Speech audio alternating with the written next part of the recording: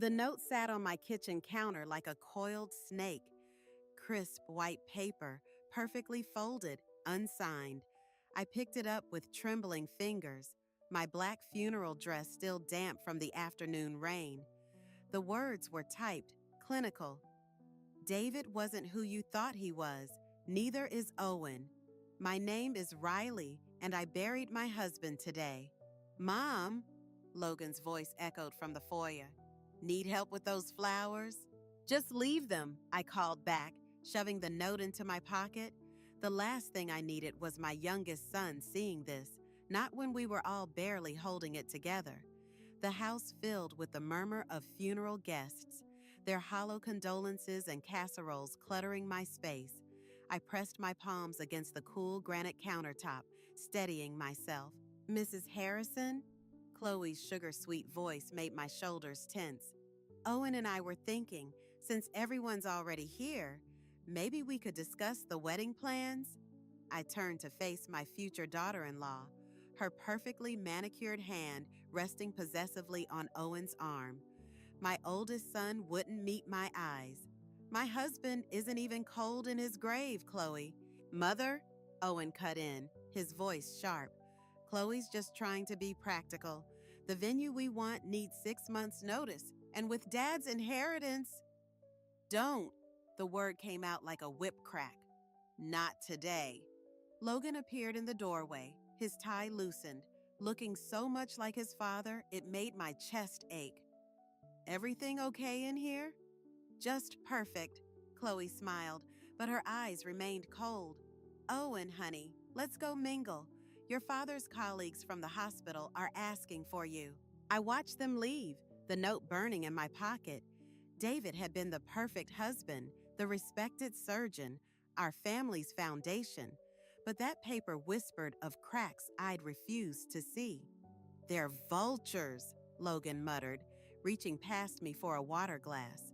You know Owen's been meeting with Dad's investment manager? Before the funeral? My hand instinctively touched my pocket. Has he? Something about expediting the transfer process. Logan's jaw tightened. Chloe's been pushing him.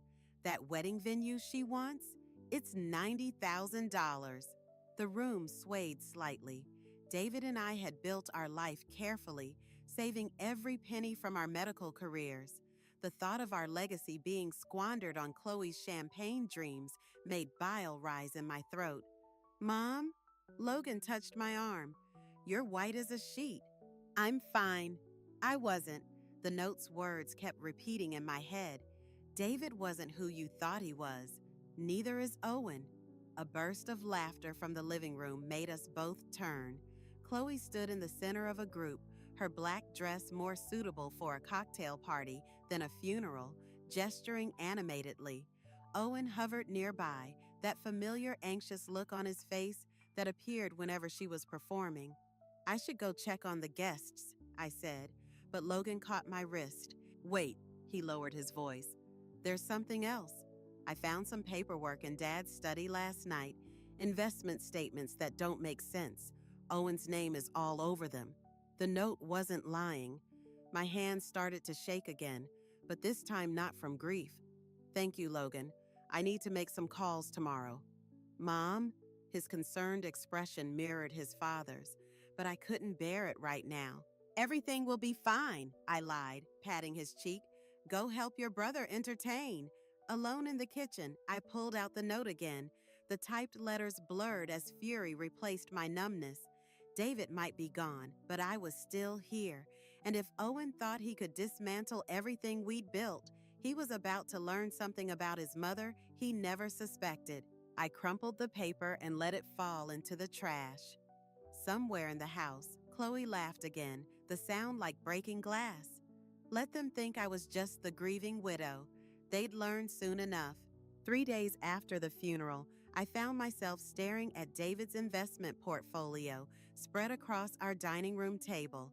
The numbers swam before my eyes, each page revealing another layer of confusion. 20 years of marriage, and I'd never questioned his financial decisions. Now every statement felt like an accusation. The doorbell rang, startling me from my thoughts. Through the window, I spotted Owen's Tesla parked in the driveway, Chloe perched in the passenger seat examining her reflection. Mother? Owen's voice carried that forced cheerfulness he'd developed lately.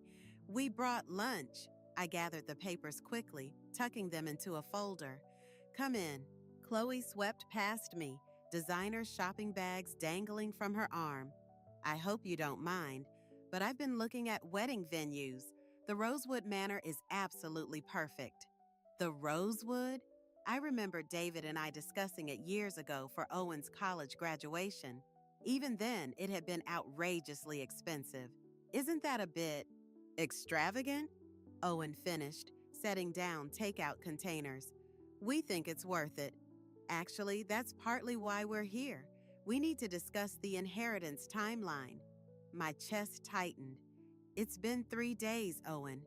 Business doesn't wait, Mother. He pulled out his phone, all efficiency. The executor mentioned something about joint accounts needing to be... Stop. I pressed my palms flat against the table. Your father's accounts aren't going anywhere. Chloe's perfectly plucked eyebrows drew together. But the venue requires a 50% deposit by next week to hold our date. Owen mentioned there were some investments that could be liquidated. Those investments were your father's life's work. I cut in, watching Owen's face. Strange how some of the recent statements show unauthorized withdrawals. The room went still. Owen's phone slipped slightly in his grip. I don't know what you're implying, he said carefully, but a muscle jumped in his jaw. David's tell when he was lying. Don't you? I pulled out one statement.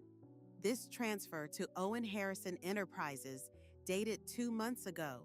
Did your father approve that while he was in intensive care? Chloe's hand found Owen's arm, squeezing. Honey, maybe we should...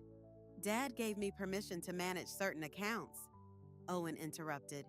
He trusted my business acumen, unlike some people.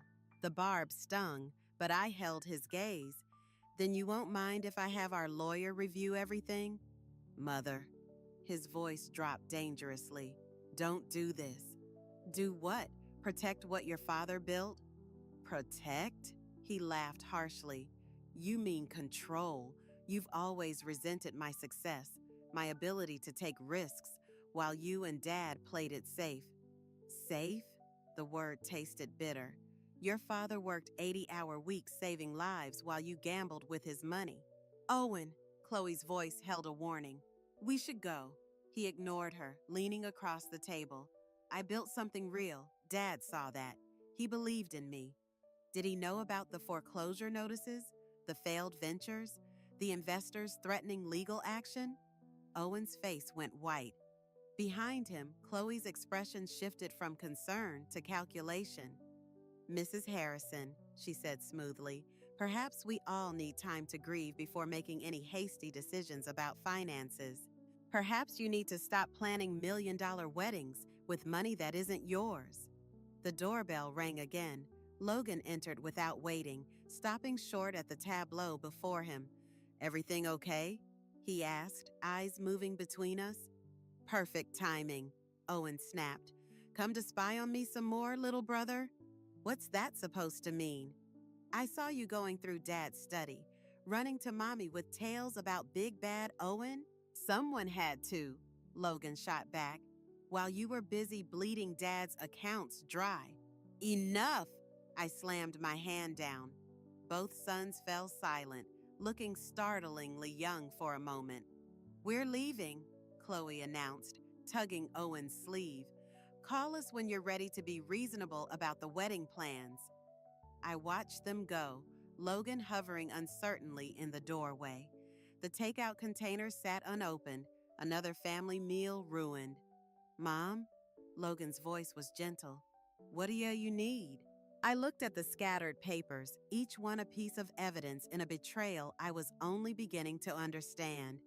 I need you to tell me everything you found in your father's study, every detail. The front door slammed as Owen's Tesla roared to life.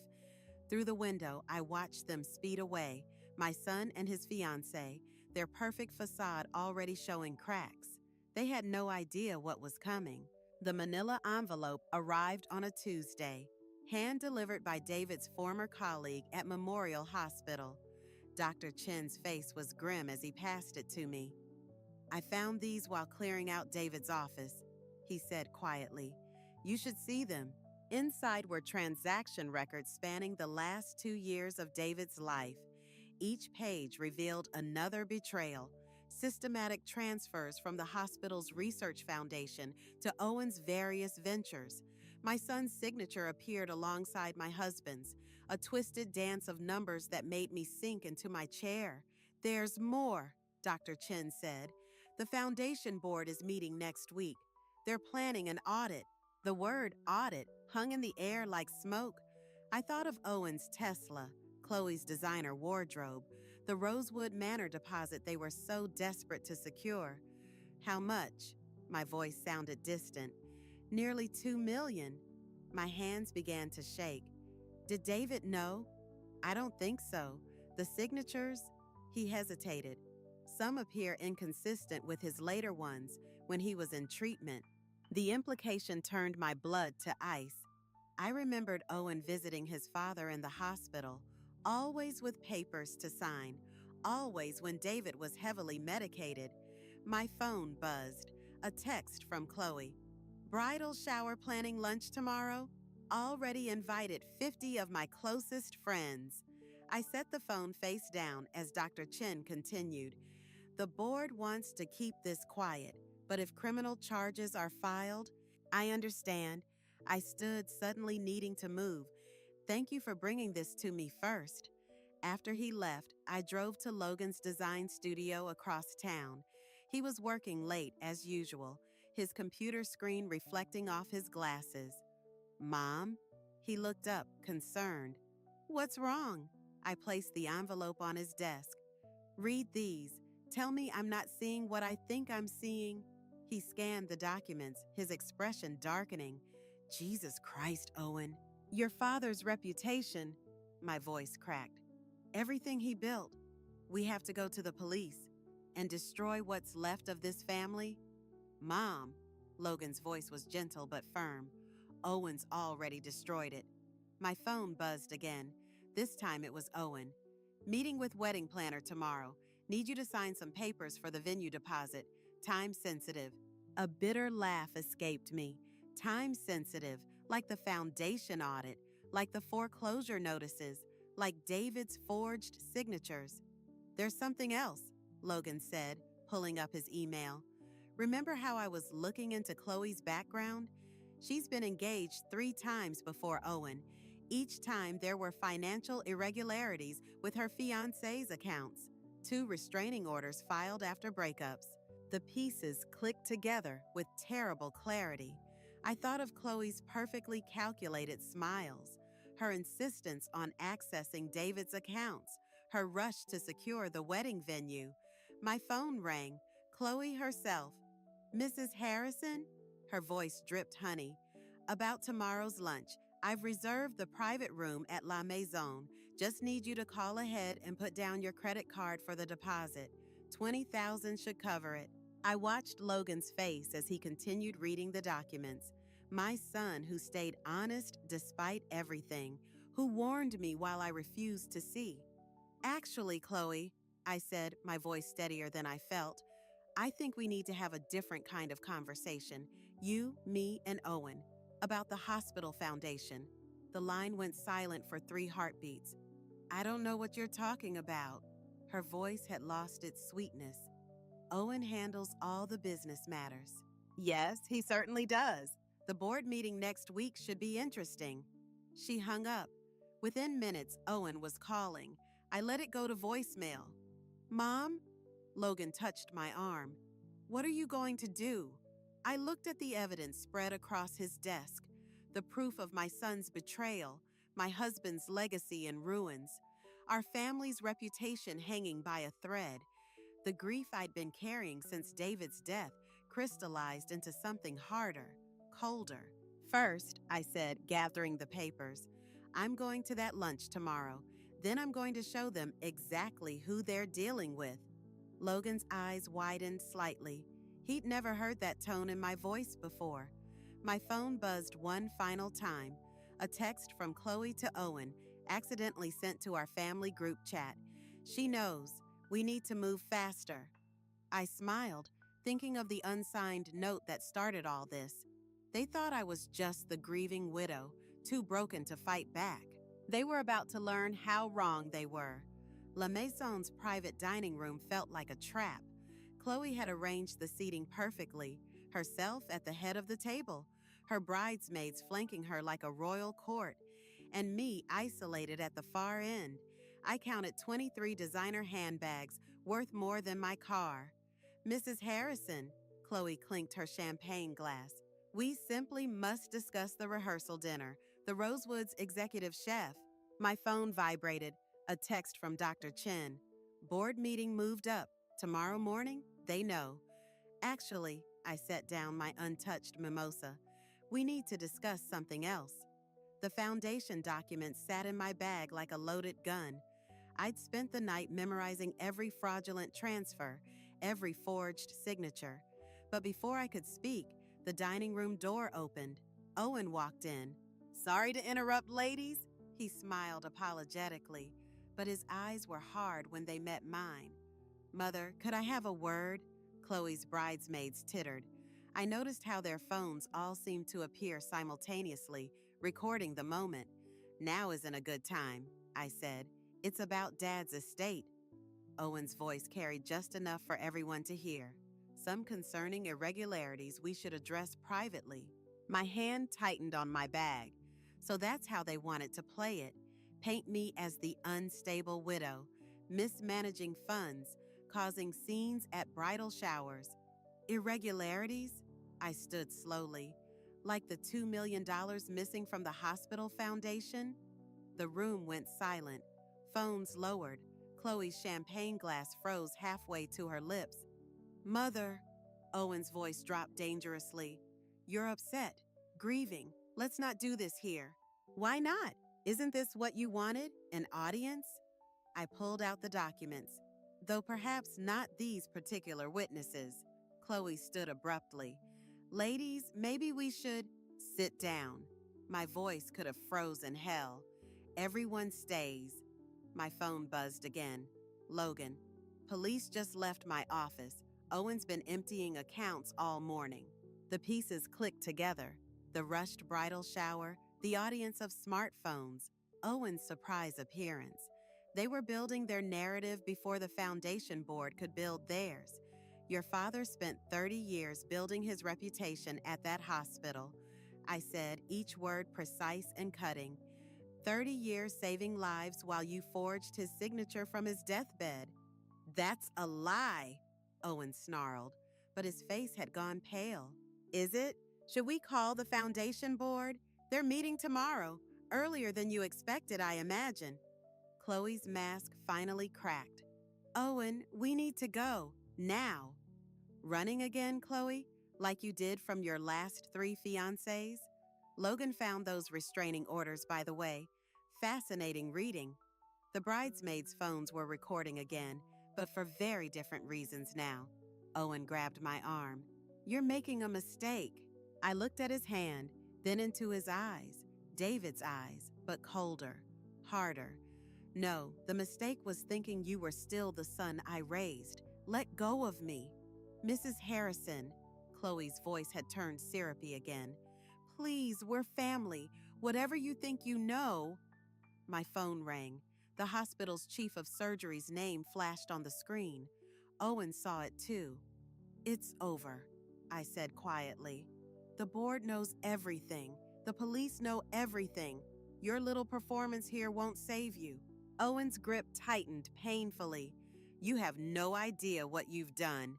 "Security," Chloe called out, her voice shrill. "This woman is disturbed. She's threatening us." But the restaurant security guard took one look at Owen's grip on my arm and made his own assessment. "Sir, you need to step back." I watched my son's face transform as he realized how badly their plan had backfired. All these witnesses, all those phones recording, and none of it going the way they'd intended. "You'll regret this," he hissed, releasing my arm. I thought of David. of all his years of honest work destroyed by his own son's greed, of the unsigned note that had started everything, of the choice I faced now, protect my son from consequences or protect what was right. "No," I said, loud enough for everyone to hear. "I won't." Owen and Chloe fled the restaurant, leaving chaos in their wake. My phone wouldn't stop buzzing. Logan, Dr. Chen, the police, the hospital board. But for a moment, I just stood there, surrounded by strangers with phones, feeling something shift inside me. The time for grief was over. Now it was time for justice. The hospital boardroom felt like a tomb. 14 pairs of eyes watched me place David's research files on the polished table. Dr. Chen sat to my right, his presence both comfort and catalyst. "Mrs. Harrison," the board chairman began, "these allegations against your son are documented here." I slid the files forward.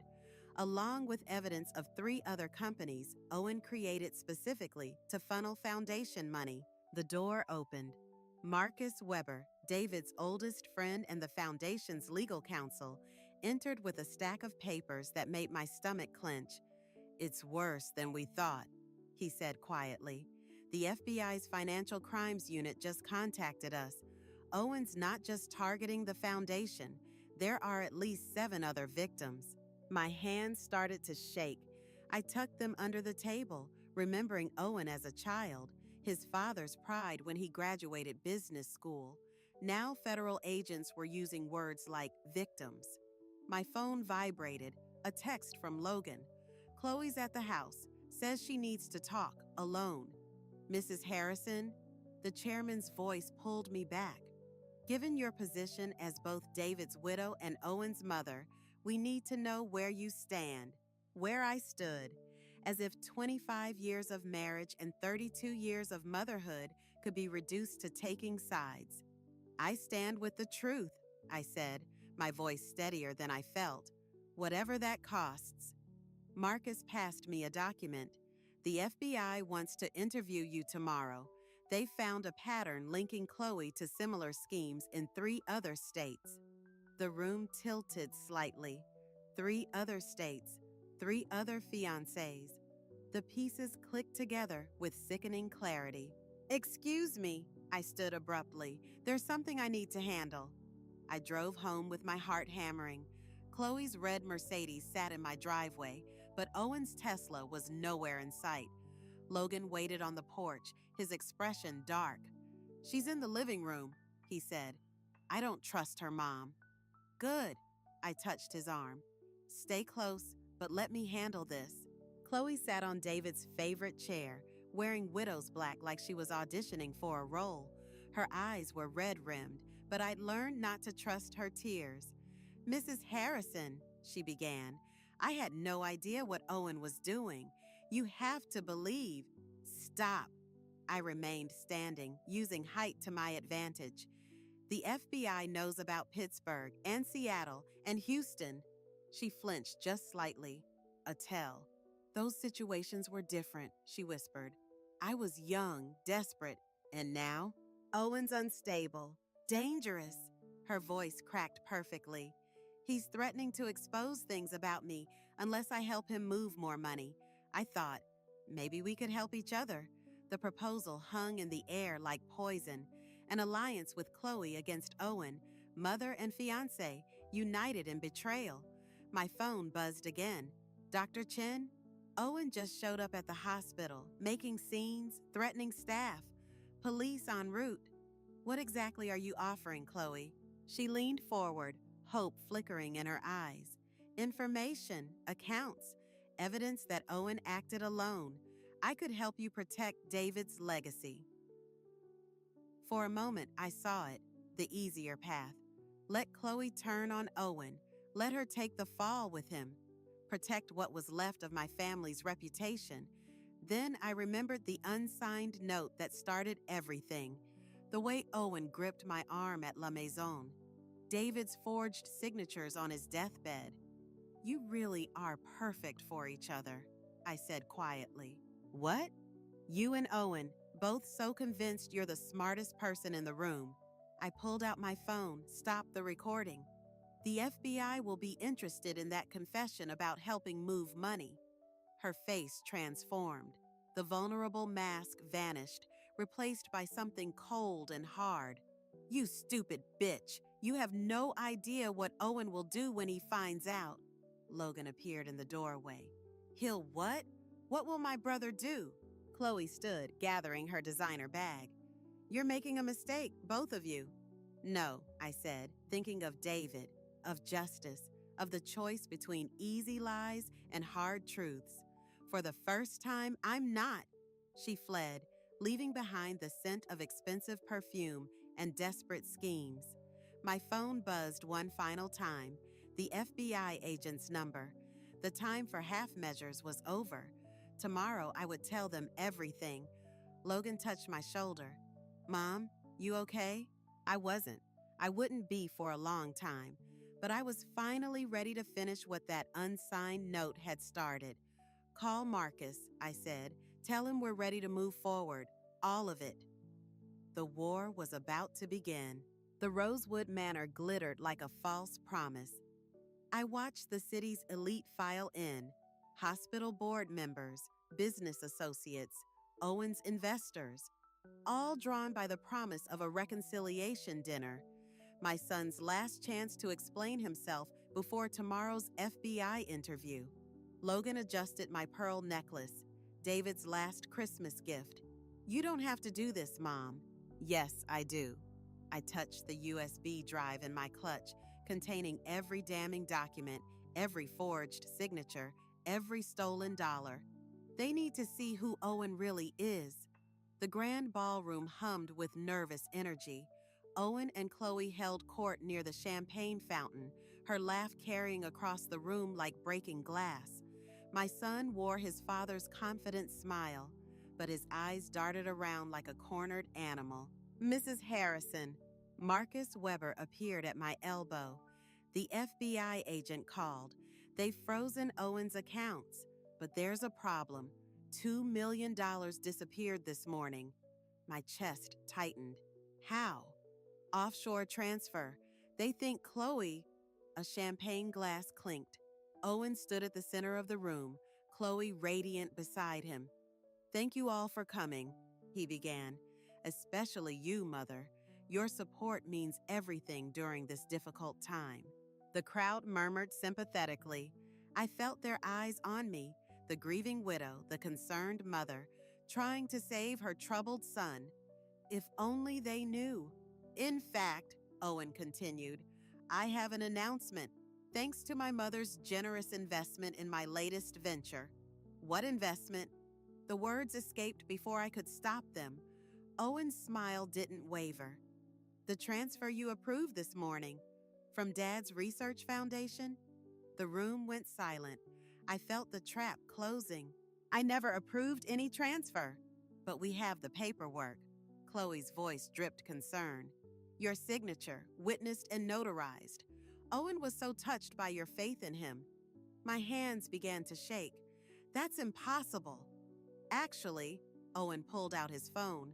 I have it right here, along with some interesting emails suggesting you've been embezzling from the foundation for years. Dad suspected, but he wanted to protect you. The blood drained from my face. They'd planned this perfectly. The public venue, the witnesses, the false documentation. While I'd been gathering evidence against them, they'd been building their own case against me.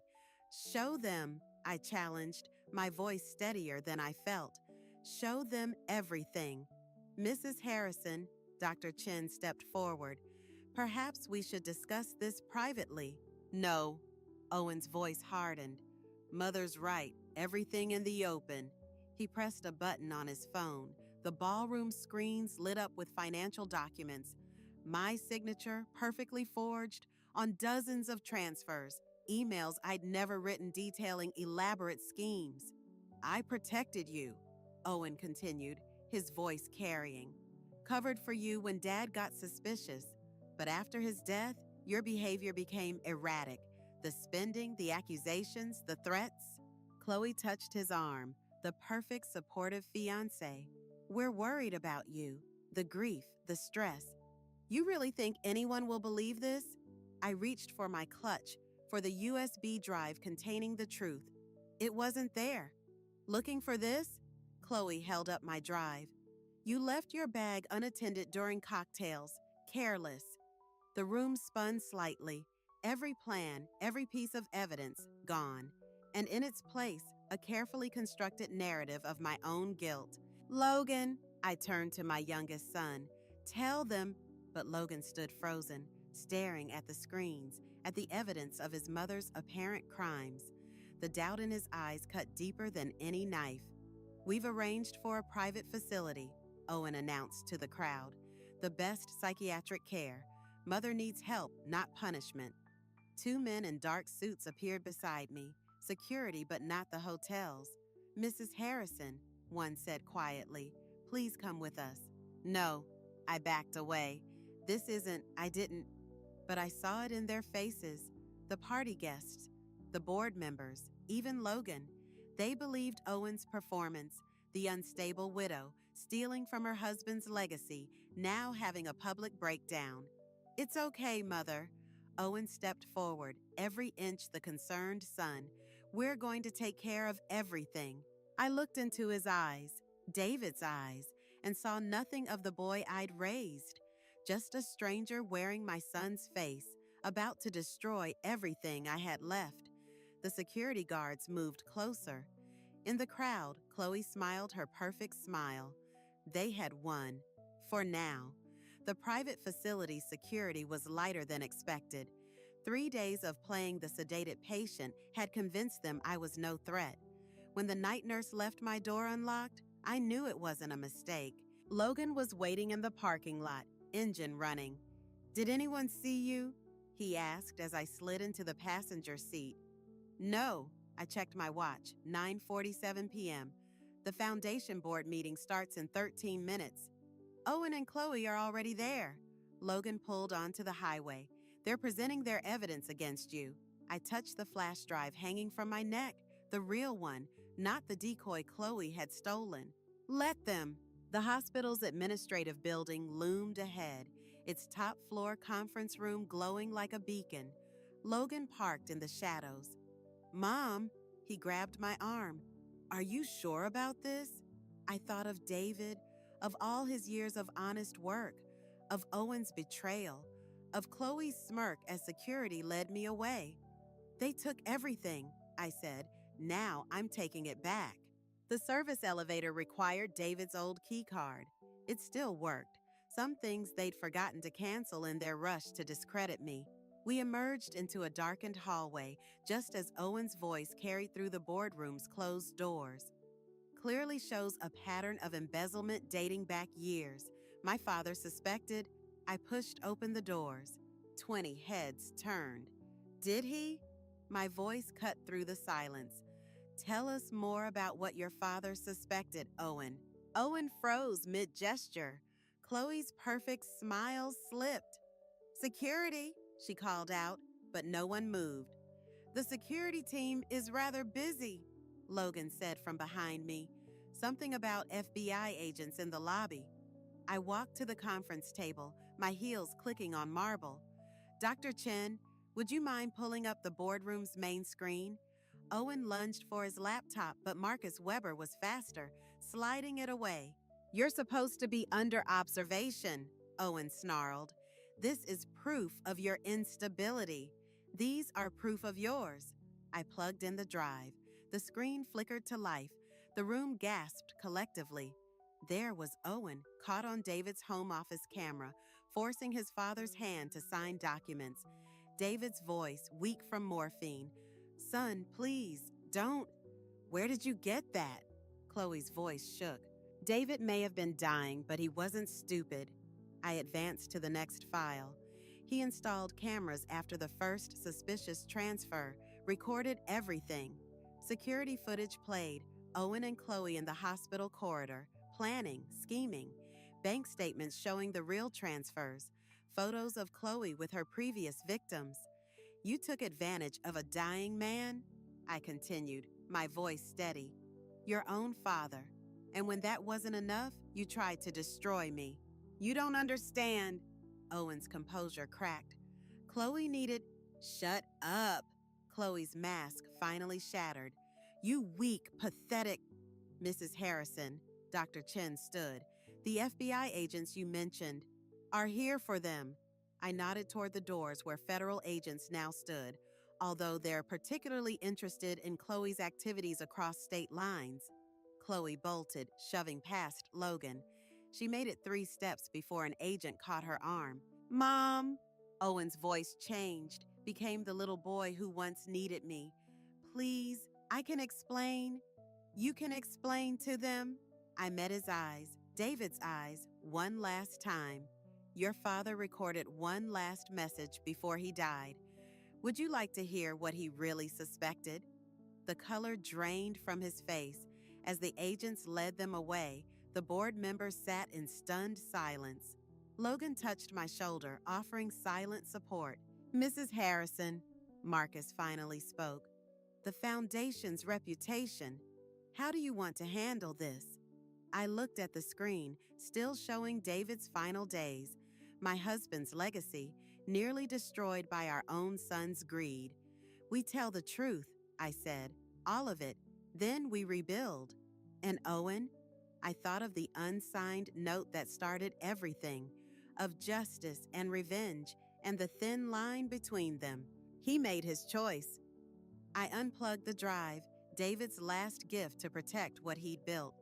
Now he faces the consequences. Logan and I left them there, descended to the lobby where reporters were already gathering. Through the glass doors, I saw Owen and Chloe being led to separate cars, their perfect facade finally shattered. Mom? Logan's voice was quiet. Are you okay? I wasn't. I wouldn't be for a long time. But as I watched the federal agents drive away with my oldest son, I felt something shift inside me. The end of one chapter, the beginning of another.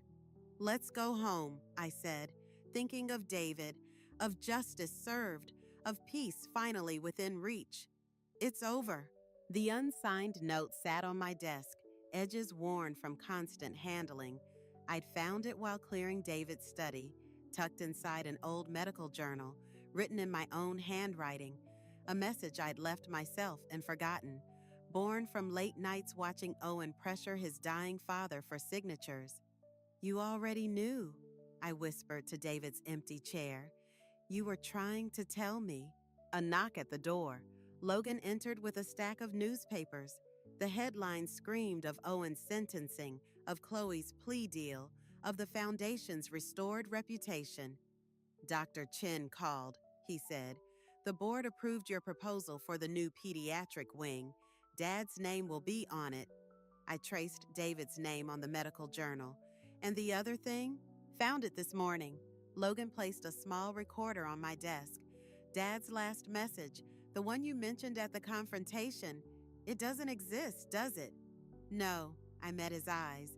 But Owen didn't know that. A ghost of a smile crossed Logan's face, so much like his father's. You played him, like he played us. I learned from the best. I gestured to the papers. Chloe taught me how to wear a mask. Owen showed me how to exploit weakness. And your father? I touched the note. He taught me to trust my instincts. The doorbell rang. Through the window, I saw Marcus Weber's car in the driveway. The Foundation's lawyers, Logan said. Ready? I stood, smoothing my jacket. The old Riley would have hesitated, sought approval, tried to protect everyone's feelings. But she died with David, reborn in the ashes of betrayal. Marcus waited in the living room with settlement papers, Owen's restitution agreement, Chloe's confession, the Foundation's official statement clearing my name. There's one more thing, Marcus said, pulling out a letter. From Owen, he's requesting visitation. The room went still. Logan's hand found my shoulder. He claims he's changed, Marcus continued. That prison has given him perspective. I thought of Owen's face that night at the Foundation, of David's eyes looking back at me, pleading for mercy, of the son I'd lost long before I realized he was gone. No, The word came easily now. Some bridges stay burned. Marcus nodded, understanding. As he gathered his papers, I noticed a small card had fallen from Owen's letter. A wedding announcement, Chloe's engagement to her prison psychiatrist. I laughed, surprising myself. Some people never change. But some do, Logan said quietly. After Marcus left, I returned to David's study.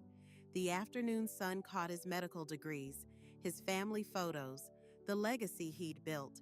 In the corner, a small box waited. Donations for the pediatric wing's groundbreaking ceremony. I found something else, Logan said from the doorway. He held up a familiar envelope. The original copy of that note. It wasn't you who wrote it. My hands trembled as I took it.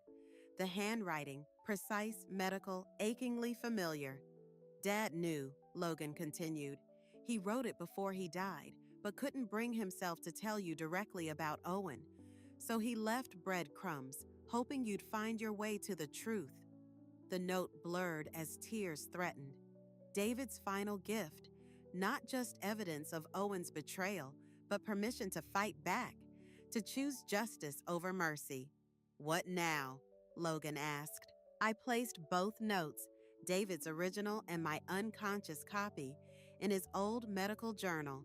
Two versions of the same warning, a father's love echoing through time. Now we rebuild, I said, thinking of the pediatric wing, of Logan's quiet strength, of the peace I'd finally found. But differently this time. No more masks, no more perfect facades. And Owen? I looked at David's photo, at the son who'd destroyed everything and the son who'd helped rebuild it, at the woman I'd become, not just a grieving widow or an avenging mother, but something harder, stronger, more complex. He made his choice, I said. I've made mine. Logan nodded, understanding the weight of endings and beginnings. Outside, the sun set on the remnants of our old life, casting long shadows that looked almost like justice. Some would call it revenge, others karma. But as I closed David's journal for the last time, I knew it was simply truth, raw, painful, and finally free.